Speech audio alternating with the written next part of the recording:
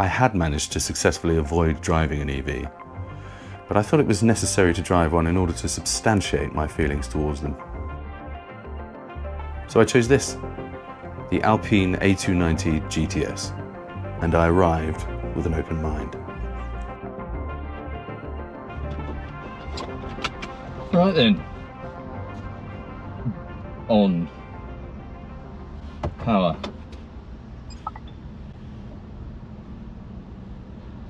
Right, so just picked up an A290 GTS from Alpine. I'm stuck in traffic, which gives me plenty of time to have a look inside. You know, it's a festival of angles in here. It's quite a bit of plastic, but there's also quite a bit of leather, and it smells nice as well. It's an interesting car. It's an interesting car to be in. It feels of good quality, and it's no surprise it does feel similar to the A110 being an Alpine. It's got the same sort of center console thing, but it doesn't have any cup holders, which is a bit, I know it's a bit of a boring thing to say, no any cup holders, but it hasn't got any cup holders. The policeman in the road. There's a fire. There's a fire by the side of the road, and a policeman's stamping it out. And I'm going to boot it. The first time I booted it, I don't think it's in any sort of sport mode or anything. I should probably lift off there. It's alright, isn't it? It's okay. It's beeping at me, 40, it knows the speed limit. It's a temporary speed limit here, 40, and the car's telling me it's 40. A whole new world. Right, so we're in sport. I was going to drop it down a gear then, no need. There is somebody in the way, so I'll just give them a bit of room, and I'm going to absolutely unleash hell up this hill. Or am I? Right, it's half throttle. That's all of it. It's uphill. It's not going to tear your face off. It won't do that. Quite slowly. It's a Tesla holding me up on this roundabout, funnily enough. Oh, it does, yeah. Oh, yeah. Brakes. Brakes work. Yeah. It's chuckable. Just threw it into a roundabout there. Foot down. It's fun. It is fun. And I'm not ashamed to admit it. Oh, I hope you can turn that noise off. Sounds like I've forgotten something at checkout. Bing bing, 10 minutes 30. I hope, oh god, would it do that every time? I hope you can turn that off. Not that I'm advocating speeding, but you know, if you're doing 31 in a 30 and it's beeping at you, it would wear thin, I'm sure. I'm going to put my foot down. Just gradually. So it's very smooth in sport, you know, it's not snapping it quick anyway, so it's not lurchy at all when you put it in sport. The ride's not over the top crashing or anything like that. It's fairly pliant, comfortable, certainly at low speed like this. Well, that's what we can do about that.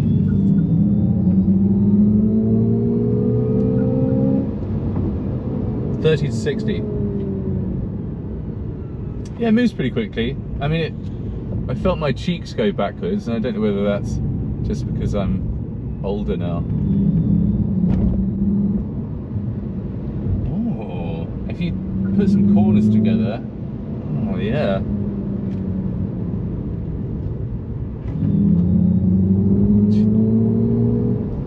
Do you know what?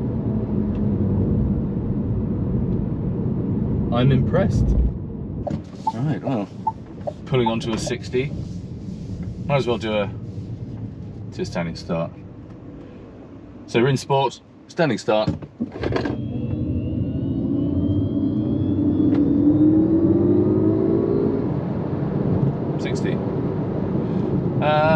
It's not going to snap your neck.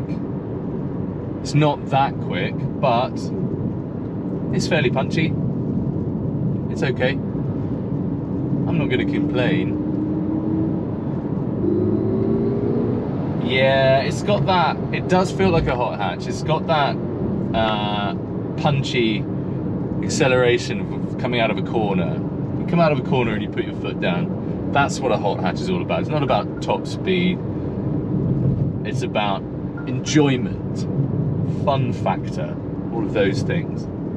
It's nice to actually drive an EV though, to get an idea of exactly what I'm intentionally missing out on.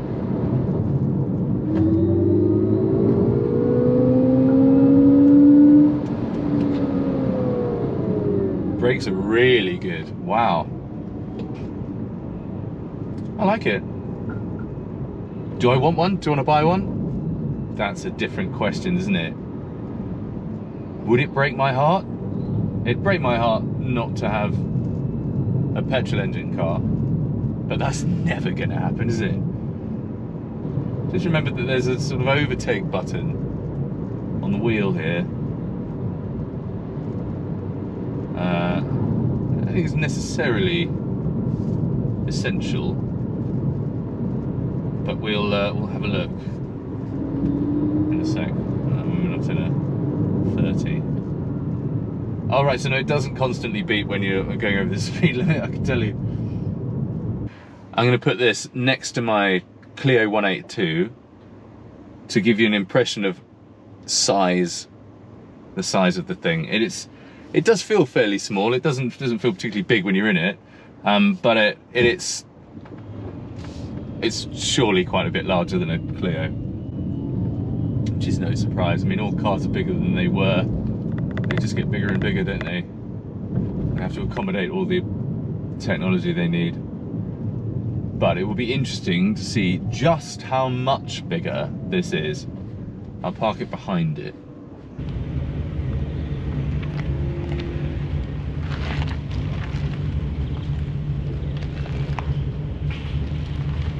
So here's my little Clio, and here's a not so little A290. It's bigger, but it would be, wouldn't it? It's huge. My Clio, the Alpine, is quite a bit bigger. So I parked it up so we can have a little look around the exterior of the car. It's got loads of really nice little touches on it. Little tricolor in the light there, and the light itself is the same shape as the Renault 5 used to be, and it's got a vent in the bonnet where the Renault 5 used to have one as well. It's not really a vent, but you know, it echoes the Renault 5, and the whole bonnet shape as well. It's got these items as well, these sort of, they are lights, but they sort of look like they're taped up like race car lights, which is a sort of nod to its racing kind of heritage, well, of the brand anyway, but it looks okay. 19-inch wheels are standard, really large. It's got enormous side seals, which I've already whacked my ankle on. They do look quite good. Who needs ankles anyway? It's got these side sort of slashes, a little bit like intakes from the Renault 5 Turbo 2, I think. Handles up, door handles up in the window line as well, just keeps it neat and tidy with the lines. That's good. It does look very similar to the old Renault 5, and that's no mistake. This of course is based on the Renault 5, the new EV, so it will look quite similar, but it's got a few interesting little touches. It's got a little boot spoiler here, not sure what that's offering aerodynamically, but so you can tell it apart from the Renault 5, I suppose. These light clusters are quite nice. I like the way they've done those, and that's something you don't necessarily notice, this little flare here, which is again in keeping with the whole Renault Turbo sort of style. Looks good. It's a nice looking car. Yeah, give you an impression of how enormous the side sill is. It does stick out quite a bit, and you do have to step over it when you get in. As long as you know it's there, it's not going to be a major issue, but I mean, I have already whacked my ankle on it, and it's already scratched, which is going to happen, isn't it? Because it sticks out. You do actually get up into the car. It's hard to display how high it is. the seat is actually quite high off the ground. So yeah, it's certainly you have to climb into it. But the car itself, I've noticed, the car itself does actually sit pretty high on its suspension, because with this skirting around the wheel, this black trim, it makes it seem like the car's quite low. It doesn't have a lot of ride height, but if you get your hand in there, you can see that it is actually right in the sun, so you can't see. I've come around this side so you can see the car itself looks like it's riding pretty low on its suspension between there and there. But if you look inside the wheel arch, there's loads of travel. Loads of space here between the top of the wheel arch and the top of the wheel. This trim here just sort of disguises how high it's riding. So it does sit quite high off the ground, but it doesn't look like it does because it's got these skirts. It's a pretty good idea, actually.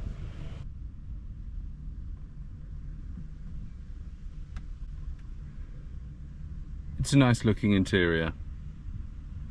It does feel of quite high quality, but you realise how high you sit in the car when you go to use these buttons down here, and actually that's my arm at full stretch. It's a long way down, so the wheels up here, the window switches are all the way down there, sort of lower than my knee, which is a bit peculiar. You can see on the door over there, quite low and quite far away from you. Which seems a bit strange. I think that's all because of the fact that you're sat quite high up in the car. But a nice cabin, a pleasant place to be, and it feels like it's quite good quality. Okay, I'm going to try this overtake button out. So it's got this red button on the wheel, there's OV on it, which I think is overtake. This overtake button, I think it just gives you all the power of the engine. Gives you all the power of the electric motor when you press it. So does the accelerator pedal. We'll see. Is it any different? Rolling up to it. I'm in sport. Rolling up to the favourite sign. Oh, you have to hold it down. Whoa! Look at the graphics. Woo! I mean, come on. That's not really necessary, but they're putting things into the car to make them interesting to drive, so we mustn't complain. I'm going to take this on some twisty roads because they're the best. That's what that one sounds like when you go through a tunnel.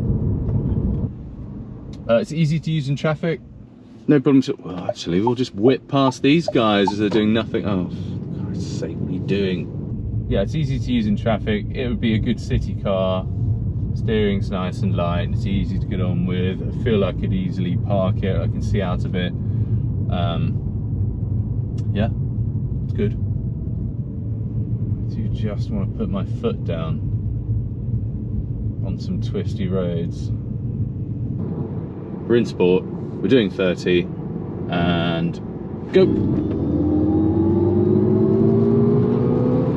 So that was 60, 61 actually.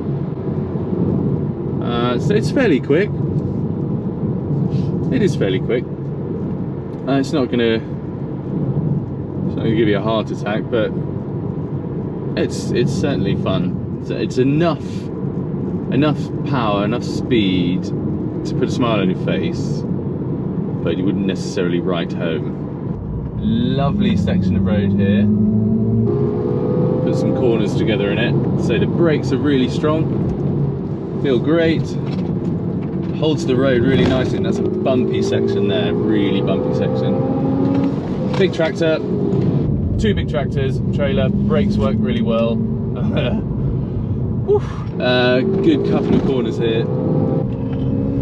Oh, it moves really nicely at speed.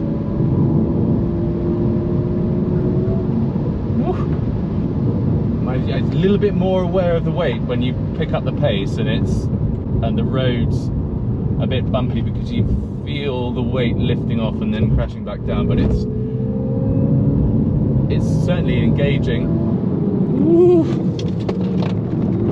Very confidence inspiring. It's quite good. I might actually turn round and go and do that section again, because that section of road is even better going the other way. Just turn round at the Woolpack. Reverse, nice and easy. So it's very easy to get on with. Drive, off we go. A little bit of wheel spin, actually. It's gravel though. I really like it. Not enough that I'm going to go and drop 38 grand on one, but I do like it. I'm impressed. I don't really want an EV either, but I thought I'd give it a go. I'm finding it quite irresistible to put my foot down. It's really.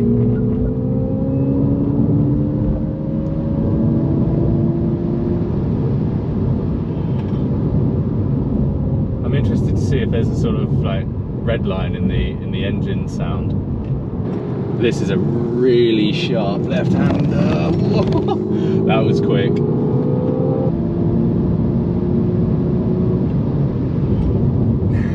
That was all the way uphill. There's a chicane here. It really grips. That's impressive. Yeah, okay. All right. I understand. I'm impressed. It is quite good. I'll give it that. But it's an EV, and I was trying to find the clutch pedal then. This is a really nice downhill section here. I really hope nothing else is coming the other way. Lovely corner, lot of speed going into that.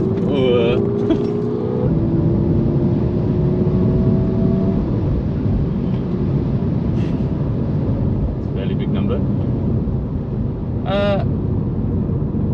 It does feel like a nice little B-road point and shoot, chuck it about and have a bit of fun in it, like a proper hot hatch.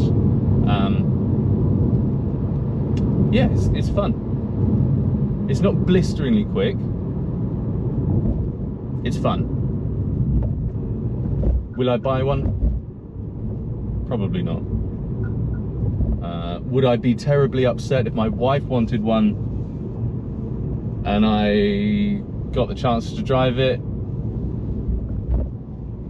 She probably wouldn't mind. I probably wouldn't mind. I can't believe I'm saying it. But yeah, I'm dead against EVs really, because I feel I'm not going to stop driving a petrol car unless I actually have to.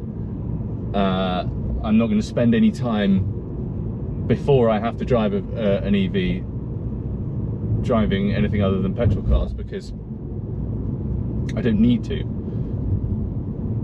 But if this is the way we're going and this is the way we have to live, then, you know, it's not that bad, is it? Oh, this is a nice little bit of road here. I keep putting my foot down, and I suppose that's a good sign. Ooh. Yeah, it's fun. What I will do is just overtake this Volkswagen Polo, because that's what they're for, isn't it?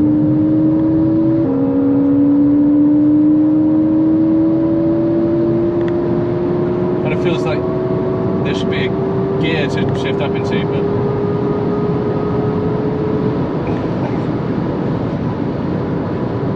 yeah, it's fast. It feels really planted. Oh, you're off. Oh, it's a BMW i3. It's just realised that there's an EV behind them, and they've gone for it.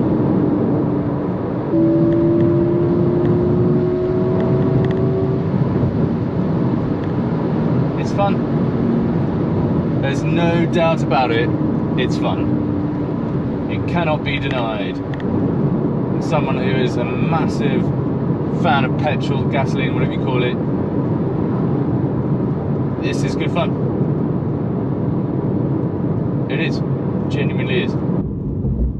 to summarise, it's better than I thought it would be.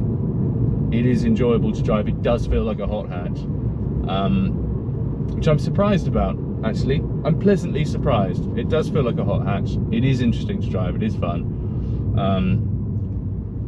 It is heavy.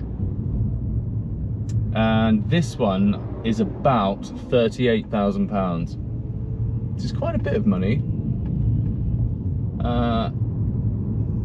Especially when you're thinking about a hot hatch, you know, because you can actually buy real legendary hot hatches for less money than that. I suppose what it is a hot hatch that keeps up with modern expectation, isn't it? I mean, Bluetooth and whatever, USB-C chargers and all of the modern safety and this, that and the other you get in my Clio 182, which is 20 years old, it's 2005. I mean, Bluetooth, no way. Sat nav, no way. Touchscreen, it's a completely different situation. So, I mean, it just sort of modernises the hot hatch, I suppose, this. And it does it well. It does do it well. I mean, if you had this as your run around, your daily, apart from the fact it's an EV and it will run out of battery and let you down, there's no reason why you couldn't get on with it day to day. Little acceleration test. This is a notoriously rubbish roundabout near Winchester. You sit here for days. So 60% left on the battery, and I've been sort of hooning it around for about an hour and a half, 2 hours max, and we've got 60% on the battery showing. I don't know if that's good for an EV or what. I'm gonna do it. I'm gonna do it. Ready? Go. We're off. It's not that fast, but it'll get you out of the way. When you're sat in traffic, you can't rev the engine, which I quite enjoy doing. Not terribly quick, but fun. Little roundabout here, nice and easy, lovely. Have a go in one, see what you think. Try one out, see what you think. That's what it's all about, isn't it? Just floor it here though.